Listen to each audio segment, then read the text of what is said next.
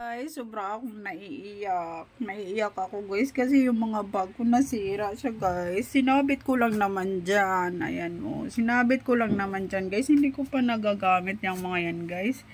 Hindi ko pa siya na masyadong nagagamit. Tapos nagkakaganyan na siya. Ayan. Yung aking mga bag nasira na guys. Kasi hindi ko siya nagagamit.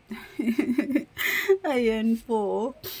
Kaya dapat guys, wag tayong bili ng bili guys kung hindi naman natin magagamit. Ayan nasayang lang guys, hindi ko na siya magamit palabas. Ayan ito guys, binili ko yan sa SM, ang mahal-mahal. Ayan, tapos tinago ko lang guys, tapos pagbukas ko, ayan na, nagbakbaka na guys. Ayan dalawa yan sila guys, yung red din. Ayan, sayang lang ang pera ko guys. Kaya kayo guys, wag kayong bili ng bili kung hindi nyo naman magagamit kasi nagkakaganyan siya guys. Tinago ko lang siya guys kasi ayaw ko munang gamitin. Pagbukas ko nagganyan na, nagbakbak na guys. Sayang, 'di ba?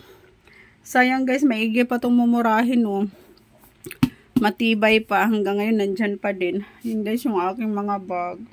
Yeah.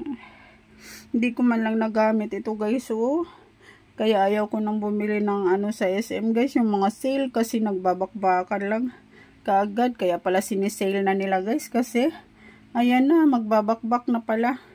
Sayang lang, kita nyo yan guys bagong bago pa yan yung kanyang ayan, ito nagbakbak na siya guys. Yan, sinabit ko na lang dito guys yung aking mga bag na ayan sobra akong naiiyak guys kasi mahal-mahal lang bili ko tapos hindi ko man lang nagamit. Ayan.